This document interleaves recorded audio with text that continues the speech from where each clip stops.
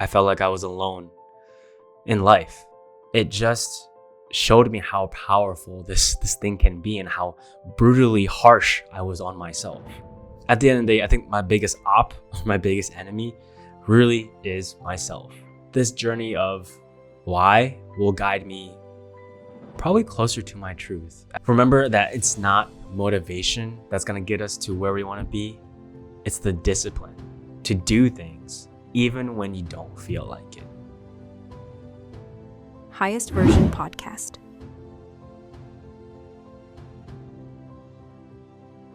Hey everyone, welcome to the Highest Version Podcast. I'm your host, Rennie Philbong, and on this podcast, we talk about falling in love with the process of getting better every day and becoming the highest version of ourselves. Guess what? Your boy turned 27 this year, and I've been through so many versions of myself.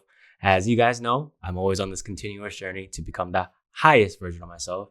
And as you can see, the facial hair is gone. RIP. Don't worry. It might come back, it might not. We will see. According to the poll on the social media page, it seems like you guys love the clean look, but we will see. Again, at the end of the day, I have to honor the fact that I should care about how I look and what makes me feel comfortable, what makes me feel confident. So all the jibber jabbering, let's put it away. Let's get to it, guys. The lessons of June. Let's go. The first lesson of this month really made me realize about how much darkness I bring to myself. There was a time in my life where I really was at rock bottom. Depression was kicking my ass so bad that I couldn't even get my own body to cooperate.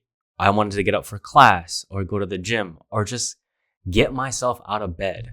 But no matter how much my brain was screaming at me to go and do something, my body just wanted to lie there, lie in protection and safety because of how much negative thoughts and poor my mental health was. When I was going through this time, I felt like no one wanted to be associated with me. I felt like I was alone in life.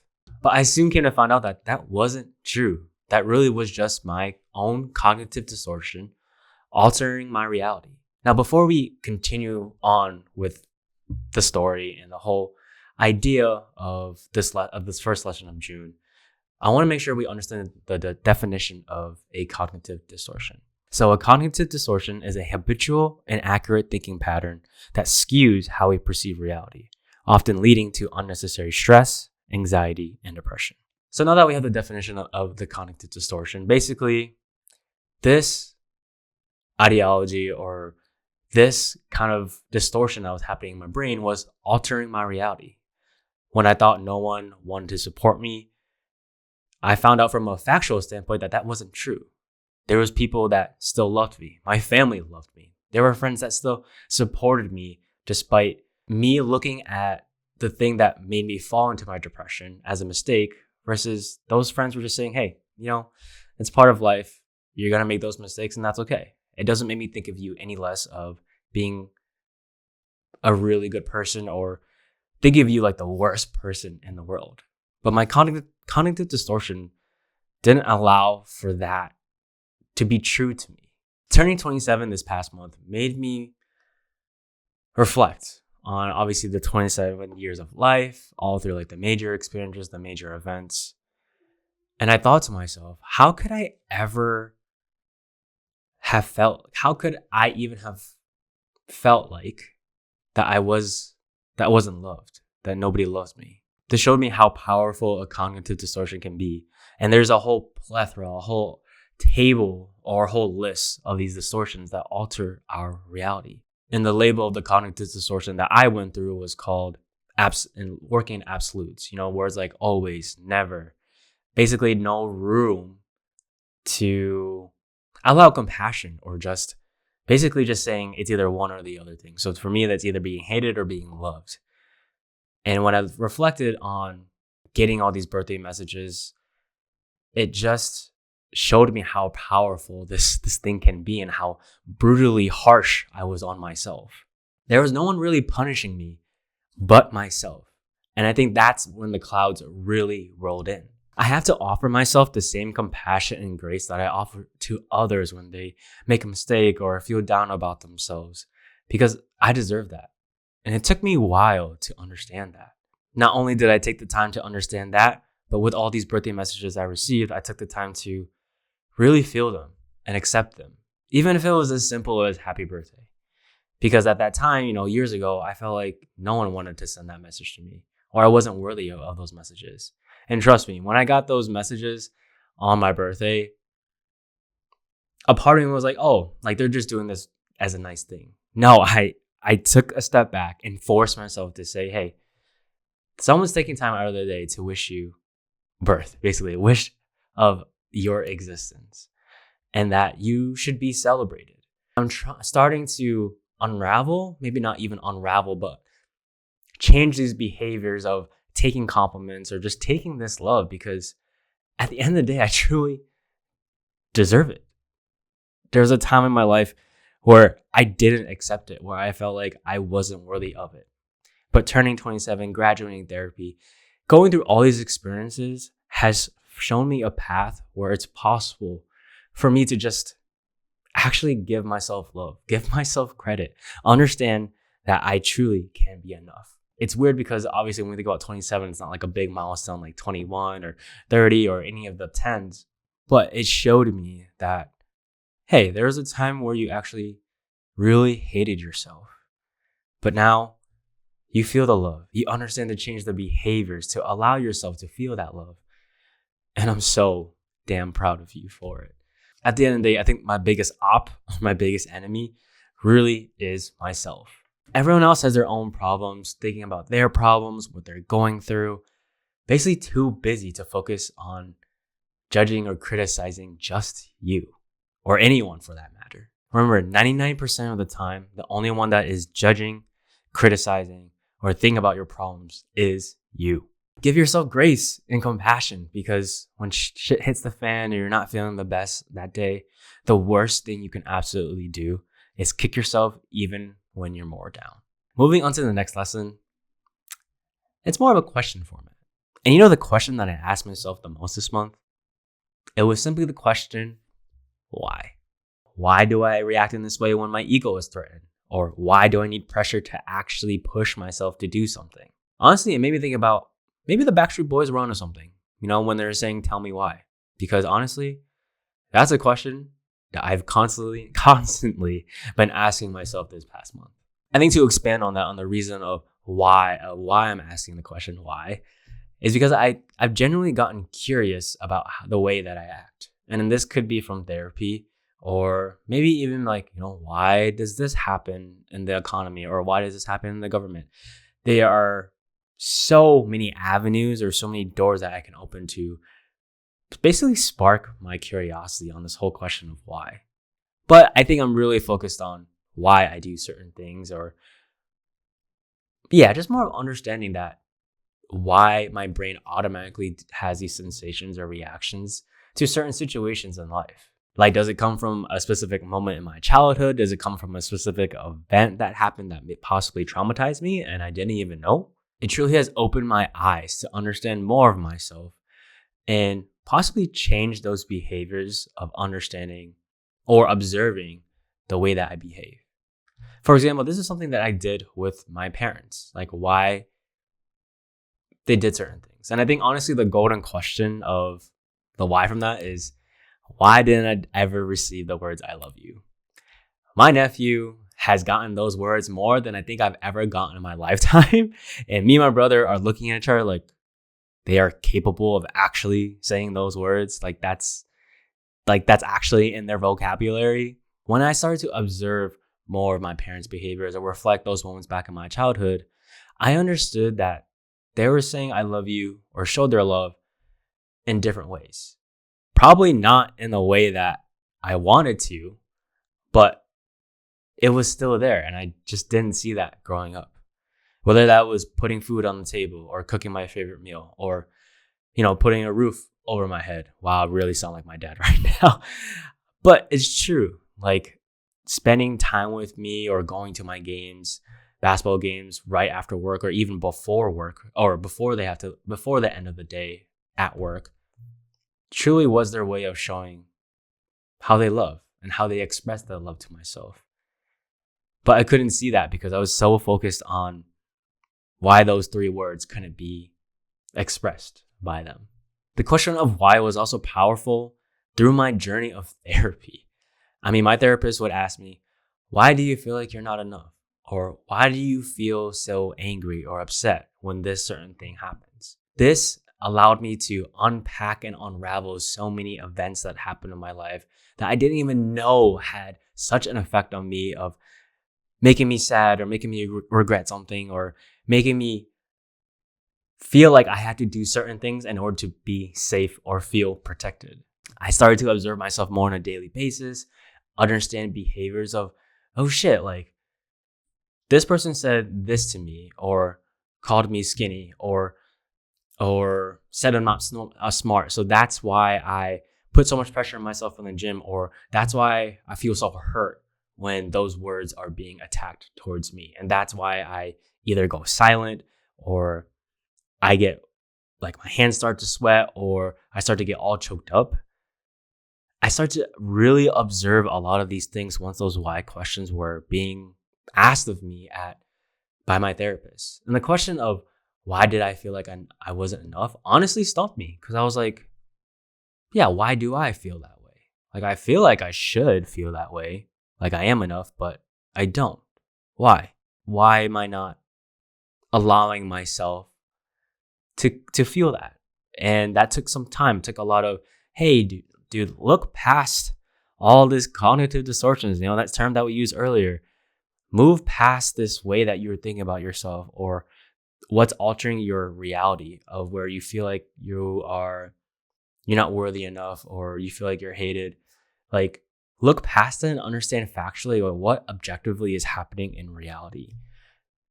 And it allowed me to see through like, hey, like this is just me hurting my own self. And I just never allowed myself to heal from that event that led to my depression. I never allowed myself to heal and just basically have a conversation with myself like, hey, it's okay, and giving myself that kind of compassion. Like another big question along with therapy was, why, as I was talking now, why was I so hard on myself?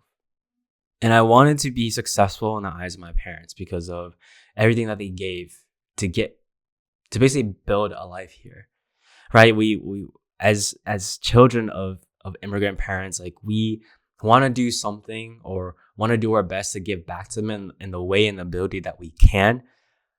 But there's absolutely nothing that we can do to repay them for all their horrific trauma, all the things that they've been through because they were such in a mode of survival.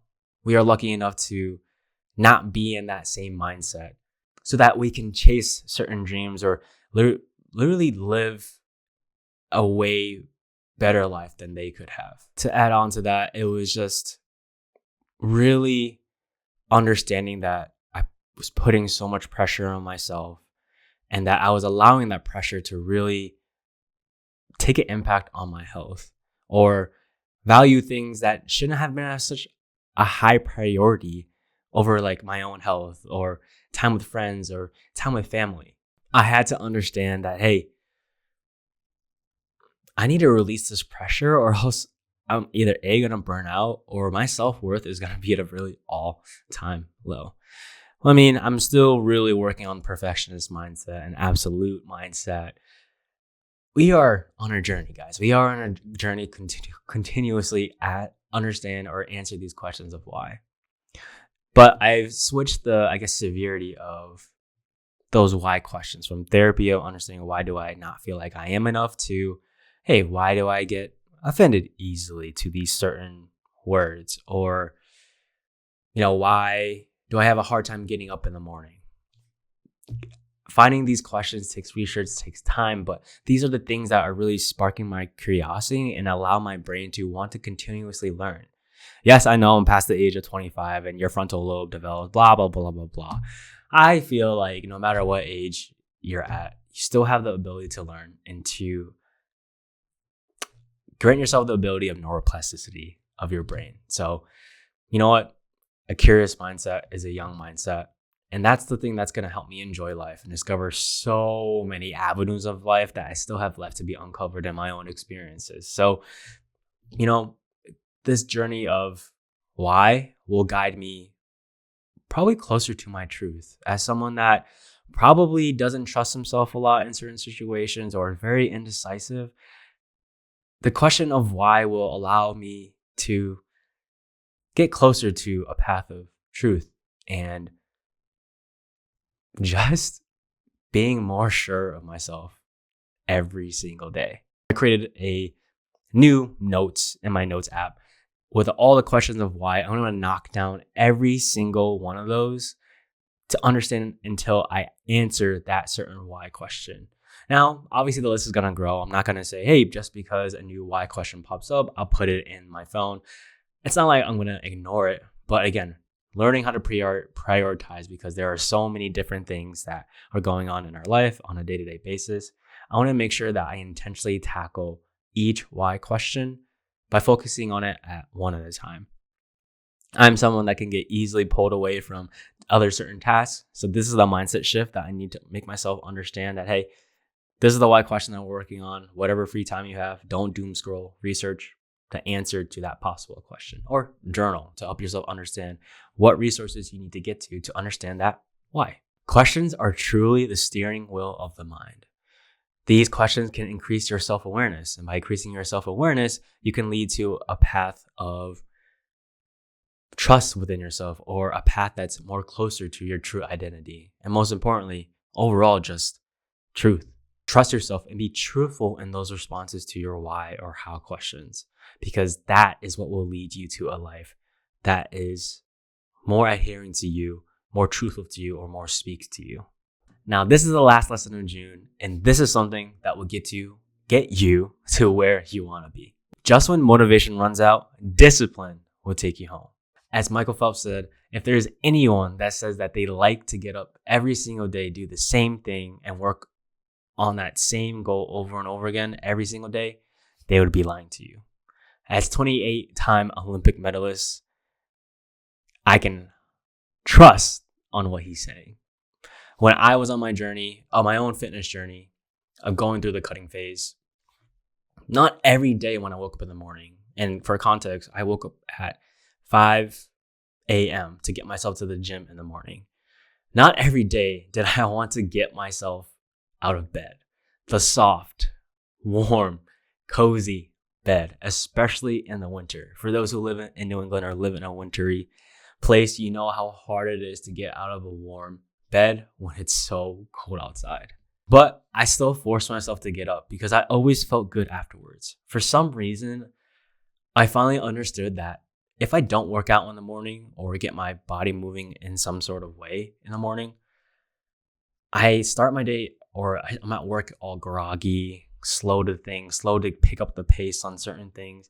Basically just ruins my whole day. It takes me a lot longer to get into a flow of things. So even though I know it's hard to do in the moment, I know in the long term that it's going to feel so rewarding. Now, as I mentioned before, I completed the cutting phase of my fitness journey. I shed 16 pounds from March to June, so within 3 months here. And honestly, it was an emotional experience for me. Mostly an emotional moment when I knew the cut was done. And if you guys remember, I talked a little bit about how at the end of last year, I was going through a cutting phase and I completely failed it. I wasn't weighing out my food. I didn't understand what could go into my body in terms of like, hey, even good fats I can't even have during this time, or I have to limit it to make sure that I'm really cutting out the fat that I've gained of all those 16 pounds from obviously bulking. It was just an emotional moment for me because it's like the thing of you finally achieve something that you felt like you were on a bad streak to fail. So this time around, I really laid out my discipline. I had to say no to birthday parties where they were eating at all-you-can-eat Korean barbecue restaurants. I mean, I love a dinner at a Korean barbecue restaurant because of all, obviously, the tasty meat. Freaking Korean barbecue is tasty as hell. And I just had to say no because I didn't want to lose all my progress over one meal. Like I was working so hard to make sure I ate right, ate clean. For that to be thrown all away over one meal was definitely not worth it. And even if I were to have that meal, I would have to budget for it during that day. Like basically, I would not have to eat breakfast and lunch in order for me to have that. And guess what? After, to still be hungry. Like that doesn't make any sense at all. It was hard. It hurt. Honestly, it hurt me because I wanted to be there for my friends and I wanted to celebrate them at that dinner. But luckily, I have people around me that understood like the journey that I was on, and that it meant a lot for me to really make sure I get through a successful cut. I was able to either hang out with them afterwards or send them money to let them know that like, hey, I know I can't be there, but this is the least I can do, right? There's this phrase from James Clear about how make the choices as if your identity is what your goals truly are. So I was thinking, if for someone that has already been through a successful cut, like what would they decide in this moment? And I made the decisions based off of that question I was asking myself.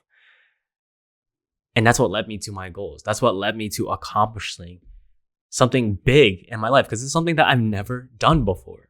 Not to mention like setting boundaries in the first place is already hard.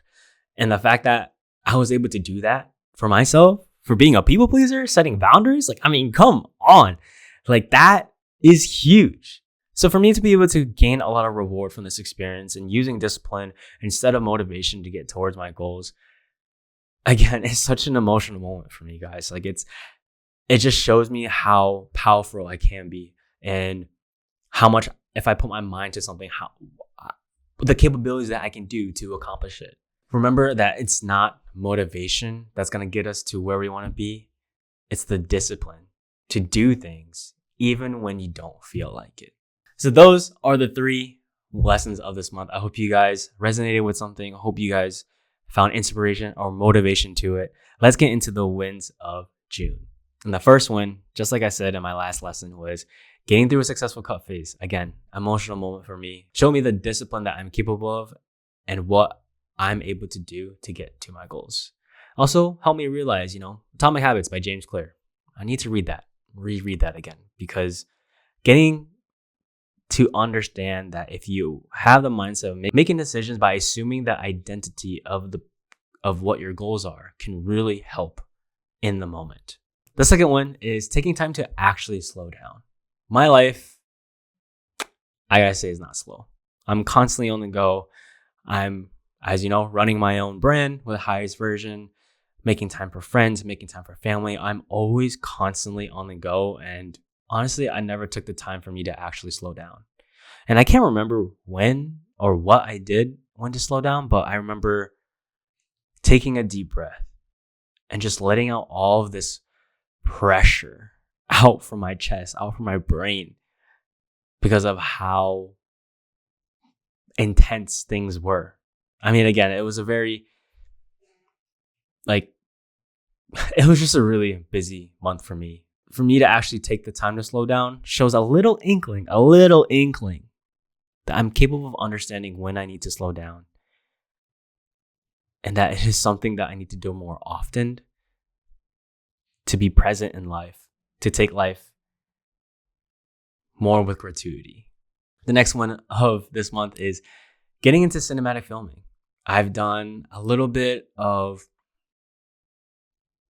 cinematic filming because I want to get in that space. Growing up, I was a child of YouTube, basically, in the golden era of Asian YouTubers, from Ryan Higa to David Sell to Timothy De La Ghetto to Dietrich, all of that. Those were people that I've watched growing up and them making skits. Now I know this is a different format on a more cinematic route that kind of combines, I guess, my YouTube and my love for the Marvel Cinematic Universe all together.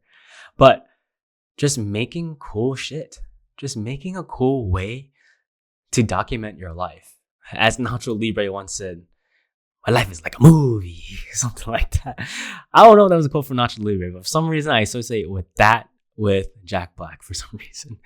But that is a quote that for some reason always resonates with me, because I'm like, yeah, I should document my life like that. Obviously, trying to get camera angles and perspectives, doing that can have a lot of planning, have a lot of take yourself away from the present moment. It's a journey I'm willing to be on to understand when to do that and when to not do that. So that, again, I can look back at this and just have dope shit to look back on. So hopefully that cinematic filming will come into play and come into more of my content, because that's something that I really want to share with you guys. The last lesson is enjoying my Sunday basketball runs. I mean, still being connected to the love of the game and just having a time to connect with friends that also love basketball and just love it for the fun of it and love to just hang out and compete in a friendly way. It's good. It's good for my cardio. It keeps me well involved with understanding what's going on in the NBA, because we have that talk during play, and just understanding where my skills are. Trust me, I've not gotten any better. Maybe I'll work on it. Maybe I won't. Things are kind of busy right now. But anyways, basketball just kind of gives you that release of dopamine. Outside of every other thing, you need a tool belt of things that hit you with your dopamine or just bring joy to your life, right? So again, I hope you guys enjoy this episode from the lessons, or maybe you have the same wins as me or want to work towards that. Let me hear your feedback about podcast episode. What you think is good, what you think is bad. I'm all ears, guys, because I want to make this episodes work for you. I want them to be helpful towards you, besides me just yapping here. So again, guys, if you liked any part of this episode, please clip it, tag me in it.